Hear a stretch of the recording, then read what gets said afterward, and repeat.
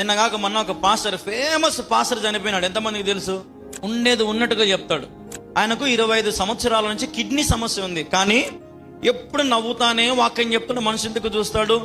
పనులన్నీ కనపడితే నవ్వుతానే వాక్యం చెప్తాడు. తెలుసా? మనం అవి చూడం. ఈ పొద్దు రాత్రి బిగ్ బాస్ వచ్చాయి, అది చూసాం మనం ఇంటివే ఎగమల్లుకొని. బిగ్ బాసులు, సీరియళ్ళు, సినిమాలు కదా. మనకి ఈ పని, వాక్యము, సేవకులకు ఎట్టుండాయి, పరిస్థితులు ఎట్టుండాయి, మోకాళ్ళకి ప్రార్థన చేద్దాము. సంఘాల పరిస్థితి బాగలేదు, సేవకుల పరిస్థితులు బాగలేవు, నిర్మాణాలు, మంది నిర్మాణం కొరకు ప్రార్థన చేయాలా, మనం ఏదైనా ముందు ఉండాలని ఆశ లేదు ఇప్పుడు మనకు. మనం తినాలా, ఇదే పరిస్థితి ఉంది ఇప్పుడు.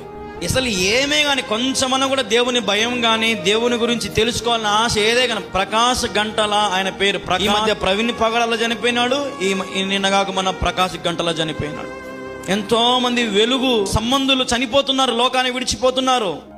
నేను అనుకుంటా దేవుని రాకడ దగ్గర వస్తుందేమో, నీతిమంతులందరినీ పిలుచుకుంటున్నాడు ఆయన ఒక్కొక్కరిని. ఆయన వాక్యాలు ఈని సచ్చింటే కదా మనం ఎప్పుడన్నా అట్లాంటి విన్నాం మనము.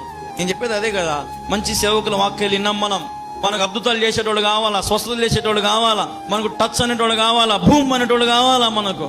మనకు గుడి ప్రతిష్టలకు 10 కూరలు 10 కేజీలు చికెన్ క్యారీలు కట్టి పంపించేటోడు కావాలా. పరిగెత్తాలా మనకు సత్యం అవసరం లే, వాక్యం అవసరం లే, పాటలు అవసరం లే, మనకు రాజకీయం కావాలా.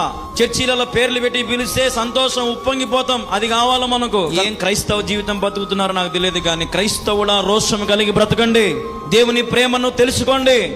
ఎంతో మంది సేవకులు రాత్రి పగళ్ళు కష్టపడి ప్రయాసపడుతున్నారు.